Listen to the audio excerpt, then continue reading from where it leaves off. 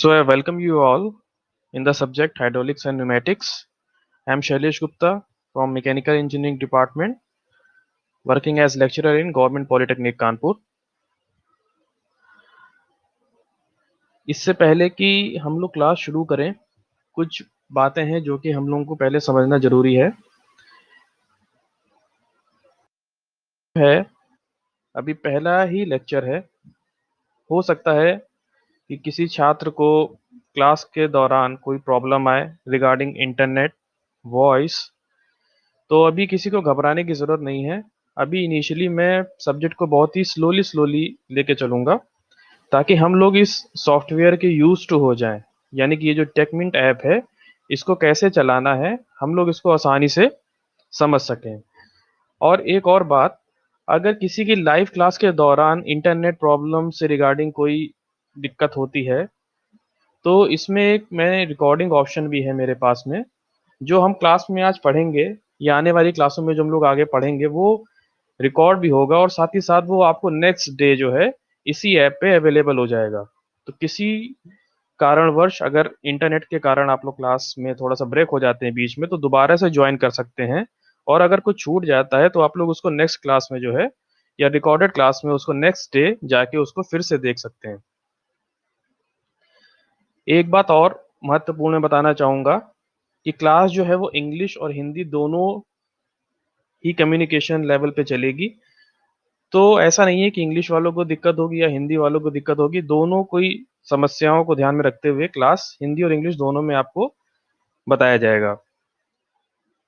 साथ ही साथ आप लोगों से ये भी निवेदन है कि क्लास के दौरान अपना माइक जो कि आपके मोबाइल पे नीचे दिखाएगा उसको बंद रखें। अगर मैं किसी से कुछ पूछता हूँ या कुछ कहता हूँ बताने के लिए तो फिर वो अपना माइक खोलें और उसका आंसर दें। अदरवाइज़ ड्यूरिंग क्लास माइक को बंद रखें।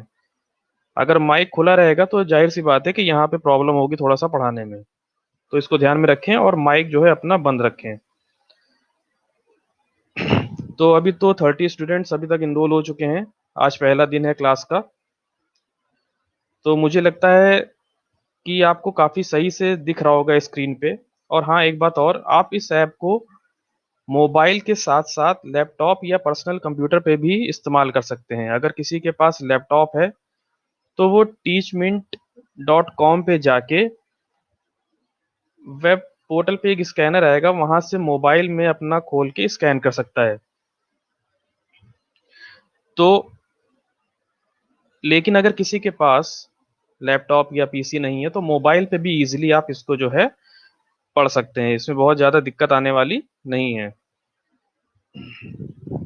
तो चलिए हम लोग सब्जेक्ट को शुरू करते हैं। आज पहला दिन है, मैं फिर से बताना चाहूँगा कि बहुत ही स्लोली हम लोग चीज़ों को कवर करेंगे, क्योंकि अभी हमारा जो फ़ोकस है वो आपकी समस्याओं पे है कि क्या-क्या समस्या आ रही है स्टूडेंट को ड्यूरिंग लाइव क्लास या इस सॉफ्टवेयर में। अगर सब कुछ ओके रहता है आने वाले दिनों में, तो हम लोग और डिटेल में सब्जेक्ट को इसी प्लेटफ़ॉर्म पे लेके चलेंगे। क्लियर? अ, ओके,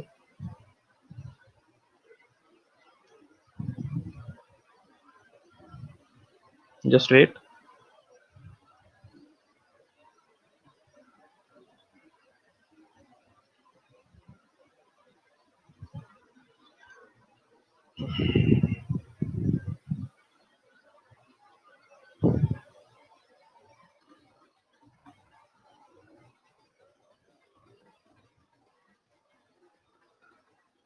सभी लोग इस स्लाइड को देखें और एक बार समझने का प्रयास करें।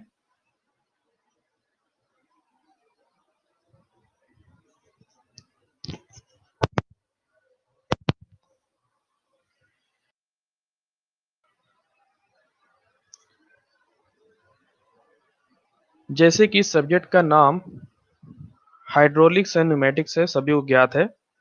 इससे रिलेटेड मैंने आपको सिलेबस भी शेयर करा था और एक यूट्यूब का लेक्चर भी मैंने शेयर करा था, जिसमें फ्लूइड के बारे में थोड़ा-सा बताया गया था। जनरली कुछ इसमें टर्म्स हैं, जैसे कि बार-बार आ रहा है, फ्लूइड आएगा, हाइड्रोलिक्स आएगा, न्यूमेटिक्स आएगा। तो सब्जेक्ट में आगे बढ़ने से पहले हम लोगों को इन सब शब्दों का डेफिनिशन और इसका डिफरेंस जानना ज़रूरी है।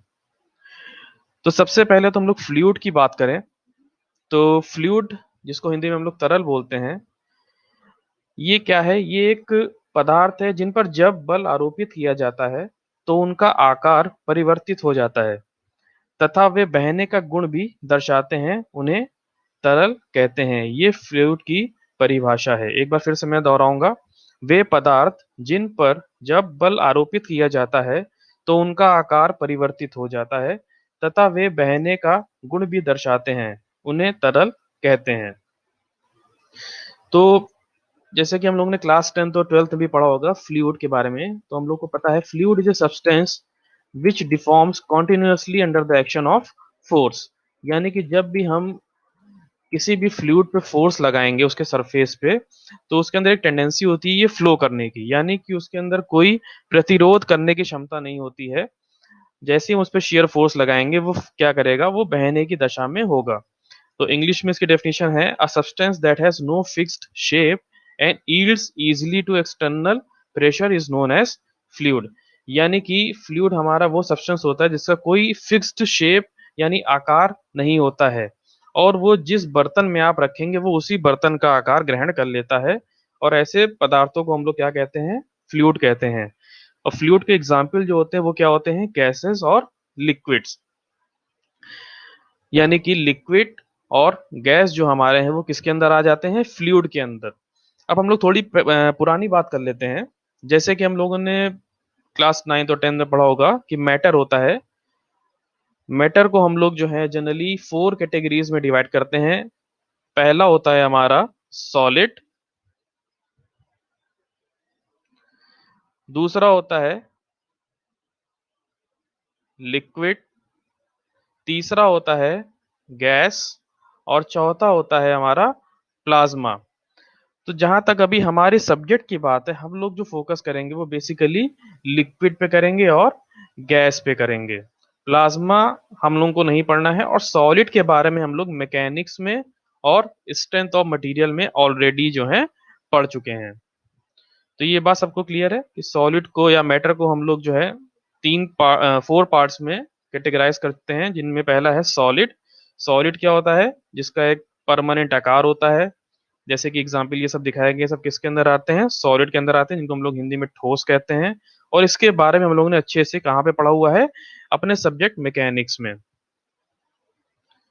फिर उसके बाद लिक्विड क्या होते हैं? जो भी मैं इतनी देर से बता रहा था, लिक्विड होते हैं यानी कि तरल पदार्थ या फ्लूइड जिनको कहते हैं, एक उसका टाइप है लिक्विड।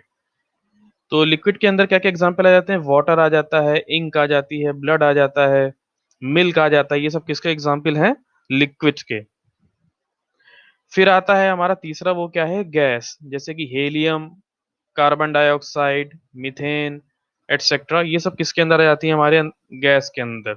और प्लाज्मा के बारे में हम लोगों को ज्यादा डिटेल में नहीं पढ़ना है। इसमें आयंस, कैटायंस, एनायंस, इन सब का ज्यादा रोल होता है, तो ये हम लोग के डिटेल में नहीं है इतना, तो इसमें हम लोग को फोकस नहीं करना है। ओके।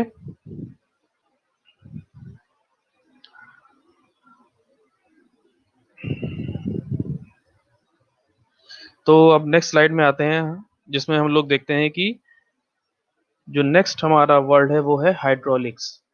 हाइड्रोलिक्स। तो हाइड्रोलिक्स क्या है, इसके बारे में हम लोग देखते हैं। जैसे कि पहले हम लोग ने देखा था क्या था? वो फ्लूइड।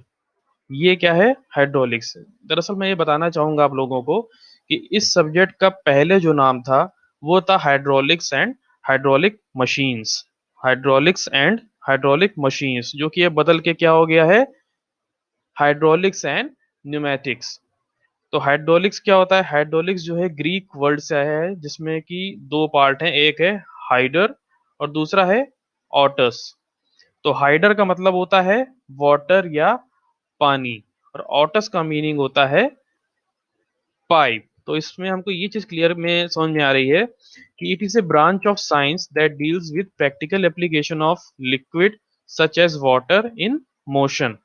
यानी कि इसमें हम लोग क्या करेंगे? जो पानी है या कोई एक लिक्विड है, उसको हम लोग देखेंगे कि वो पाइप में जब वो फ्लो करता है, तो उसमें क्या क्या एनालिसिस हम लोग कर सकते हैं। जैसे कि प्रेशर कैसे उसमें हम लोग ज्ञात कर सकते हैं, उसकी वेलोसिटी कैसे ज्ञात कर सकते हैं, उसका एक्सेलरेशन कैसे ज्ञात कर सकते हैं, उसमें फोर्स जो लग रही है वो कैसे ज्ञात कर सकते हैं। तो ये सब चीजें हम लोग देखेंगे कि जब पानी जो है पाइप के अंदर फ्लो करेगा तो क्या क्या चीजें हम लोग कैलकुलेट कर सकते हैं under this subject which is hydraulics.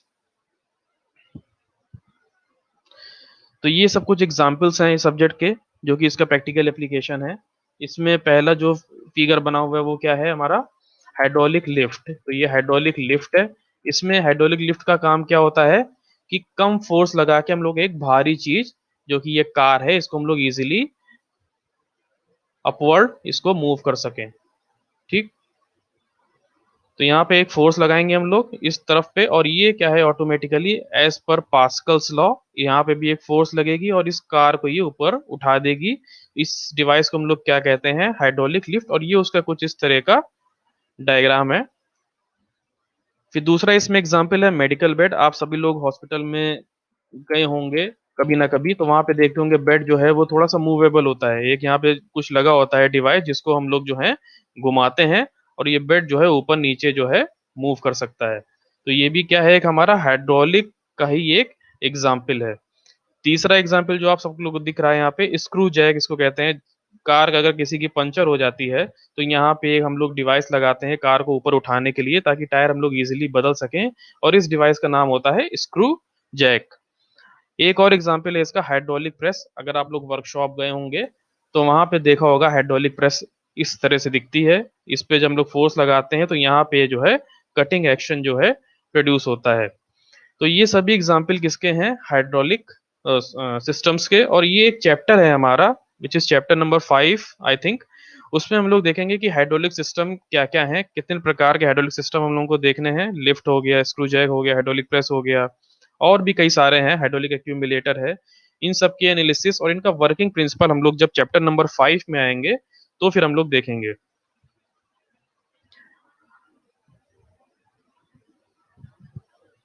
तो अभी तक एक बार फिर से मैं दिखा देता हूँ कि क्या क्या हम लोग ने पढ़ा है सब्जेक्ट में। मैं फिर से कहना चाहता हूँ कि अभी हम लोग बहुत ही स्लोली स्लोली चलेंगे। जैसे टाइम बीतता जाएगा हम लोग इस सॉफ्टवेयर के यूज टू हो जाएंगे, तब हम लोग थोड़ा सा स्पीड पकड़ेंगे। तो सबसे पहली जो डेफिनेशन हम लोगों ने देखी थी फ्लूइड की, देखी थी कि फ्लूइड क्या होता है। फ्लूइड वो सब्सटेंस होता है जो किसी भी बर्तन का आकार ले लेता है, उसी को हम लोग क्या कहते हैं, फ्लूइड कहते हैं। और इसके एग्जाम्पल क्या है, सॉल गैसेस एंड लिक्विड्स। तो ये गैस लिक्विड्स किसके अंदर आ जाते हैं, फ्लूइड के अंदर आ जाते हैं। और फिर नेक्स्ट हम लोग ने देखा हाइड्रोलिक क्या होता है। हाइड्रोलिक की डेफिनेशन मैंने बताया कि ये दो टर्म्स में मिलकर बना हुआ है, वाटर और पाइप। तो हाइड्रो का मतलब होता है वाटर, और ऑलस का मतलब होता है पाइप, और इन दोनों शब्द को जोड़े तो ये मिल जाता है क्या, हाइड्रोलिक्स।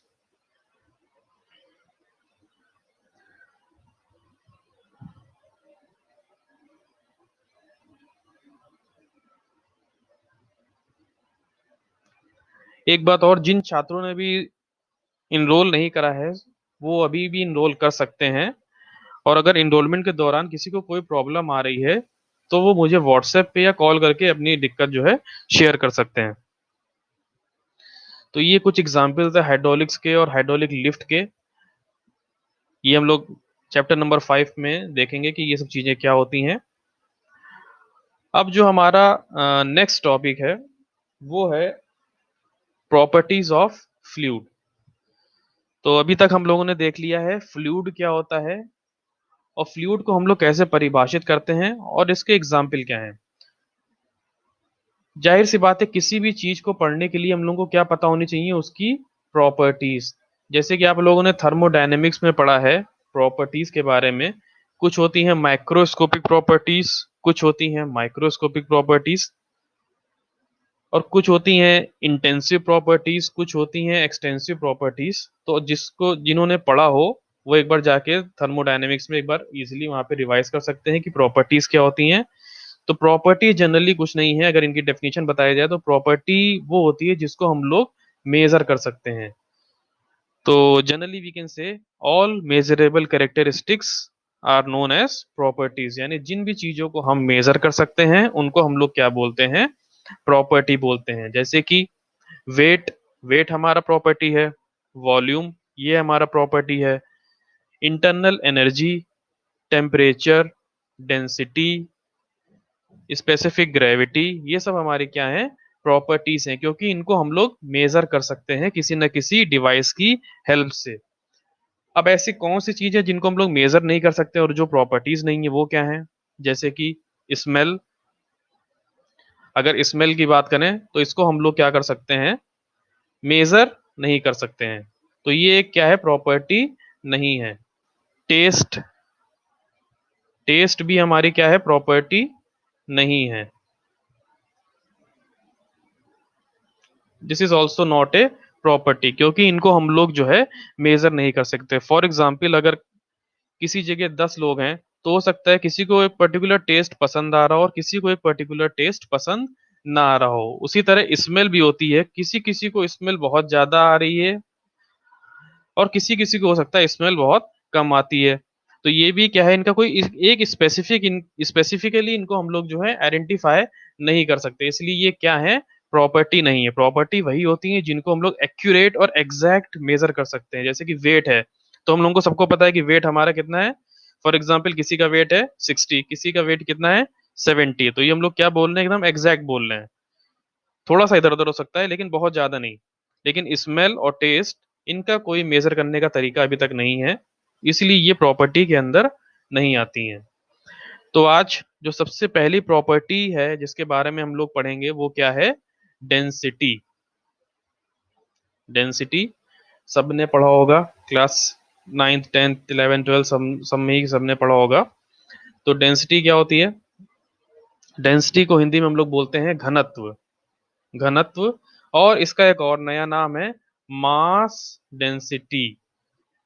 इसको हिंदी में बोलते हैं द्रव्यमान घनत्व। स्पेसिफिक मास, विशिष्ट द्रव्यमान। तो ये डेंसिटी के 3 नाम है, ये सबको पता है। और ये 2 इसके नए नाम है। तो चाहे स्पेसिफिक मास बोलें, चाहे मास डेंसिटी बोलें, चाहे डेंसिटी बोलें, सब एक ही मतलब है। सबको समझ में आ गया? I think it's clear. तो हिंदी में भी मैं इसीलिए लिख रहा हूँ ताकि किसी को अगर कोई दिक्कत हो तो वो अपना हिंदी वाला भी एक बार देख सकता है, ताकि आप कंफर्टेबल रहें क्लास में। तो डेंसिटी बेसिकली क्या होती है? अगर हम लोग सिंपली बोले डेंसिटी क्या है? It is the ratio of mass per unit volume. Density क्या है? It is the ratio of mass and volume. तो density it is equal to mass upon volume. तो इसको सिंबल क्या है? इसका सिंबल है रो। तो रो से हम लोग जो है डेंसिटी को दर्शाते हैं। एम क्या है? मास। वी क्या है? आयतन। तो इसकी यूनिट क्या हो जाएगी डेंसिटी की? इसकी यूनिट हो जाएगी KG per metre cube. KG per metre cube. KG per metre cube, ये क्या है? इसकी एसआई यूनिट है डेंसिटी की। एम किस में है? Mass which is in kilogram. Volume किस में है? आयतन which is in metre cube. तो किसी भी सब्सटेंस की या किसी भी पदार्थ की अगर हम लोगों को डेंसिटी या घनत्व ज्ञात करना है तो हम लोगों को क्या पता होना चाहिए? उसका मास पता होना चाहिए और उसकी वॉल्यूम पता होना चाहिए। तो मास हम लोग निकाल लेंगे वेइंग मशीन से, जो कि डिवाइस है। 100 ग्राम 200 ग्राम उसको किलोग्राम में कन्वर्ट कर लेंगे, और उसी तरह उसका आयतन भी निकाल लेंगे अगर हमको उसका आकार पता है। फॉर एग्जाम्पल वो क्यूब है ना, तो उसका हम लोग आयतन निकाल लेंगे। अगर इसकी साइड ए है तो इसका आयतन क्या हो जाएगा? ए क्यूब। तो आयतन हम लोग इस तरह निकाल लेते हैं और मास उसका हम लोग जनरली किसी डिवाइस से मेजर कर सकते हैं। तो density is equal to mass divided by volume. अब इसमें कुछ इंपॉर्टेंट चीजें हैं जो हम लोगों को पता होनी चाहिए। सबसे पहले ये फिगर दिखाया गया है फलक्रम में। दो बॉडी हैं जिनका वॉल्यूम जो है वो क्या है? सेम है। इन दोनों का वॉल्यूम क्या है? सेम। इसका वॉल्यूम v है और इसका भी वॉल्यूम v है। तो यहां से अगर फॉर्मूले से देखें तो वॉल्यूम सेम है, तो डेंसिटी किसके प्रोपोर्शनल हो जाएगी? मास के। यानी जितना ज्यादा मास होगा उतनी ही ज्यादा उसकी डेंसिटी होगी, या जितनी ज्यादा डेंसिटी होगी उतना ही ज्यादा उसका मास होगा। अब इसमें देख रहे हैं आप लोग, ये जो ब्लू कलर से दिखाए गए हैं ये सब क्या है? मॉलिक्यूल्स। अब इसमें कितने मॉलिक्यूल्स हैं? 1 2 3 4 5 6 7 8, यानी कि इसमें 8 मॉलिक्यूल्स हैं और इसमें ज्यादा दिख रहे हैं। लेकिन एक बात ये, इसका कहने का मतलब ये है कि ये गिवन स्पेस में यानी गिवन आयतन में जो इसके मॉलिक्यूल्स हैं वो बहुत दूर दूर हैं। इसके जो मॉलिक्यूल्स हैं वो बहुत ही दूर दूर हैं, और इसमें क्या है, जो मॉलिक्यूल्स हैं वो बहुत ही पास पास हैं। तो कुल मिला के कहने का मतलब है, जब मॉलिक्यूल्स हमारे पास पास होते हैं तो जाहिर सी बात है हमारा जो घनत्व है, डेंसिटी है, वो क्या हो जाती है, बढ़ जाती है। जितने ज्यादा मॉलिक्यूल्स पास पास होंगे उतना ही ज्यादा उनकी डेंसिटी बढ़ जाती है, और उनको हम लोग क्या बोलते हैं, डेंसली पैक्ड स्ट्रक्चर्स। क्या बोलते हैं उनको, डेंसली पैक्ड स्ट्रक्चर। ये तुम लोगों ने मटेरियल साइंस में देखा होगा, एक टर्म आया होगा, close pack structure, densely pack structure. तो ये सब स्ट्रक्चर्स हैं एक्चुअली। तो जितने ज्यादा मॉलिक्यूल्स हमारे पास होंगे सब्सटेंस में, उतनी ही ज्यादा उसकी क्या होगी, डेंसिटी होगी, और वो उतना ही ज्यादा क्या होगा, भारी होगा। उसका वेट भी कितना हो, उतना ही ज्यादा होगा। जैसे कि इसमें दिखा रहे हैं, इसमें मॉलिक्यूल्स कम है तो इसका जो भार है वो कम है। इसमें क्या है, मॉलिक्यूल्स ज्यादा हैं, पास पास में है, तो इसका जो भार है वो क्या है, ज्यादा है। तो अभी तक मुझको लगता है कि कई सारी चीजें मैंने डिस्कस करी हैं। तो फ्लूइड की डेफिनेशन हो गई,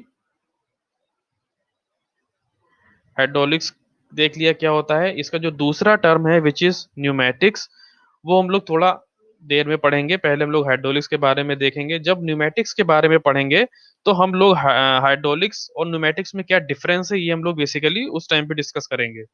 तो अभी की बात करी जाए, अगर हाइड्रोलिक्स कोई बोलता है तो उसका सीधा सा मतलब हम लोग किसके बारे में स्टडी कर रहे हैं, लिक्विड के बारे में। लिक्विड यानी कि पानी हो गया, पेट्रोल हो गया, ऑयल हो गया, तेल हो गया। ठीक है, तो ये सब किसके अंदर आ जाते हैं, लिक्विड के अंदर आ जाते हैं, द्रव। तो हम लोग यानी कि द्रव की बात कर रहे हैं।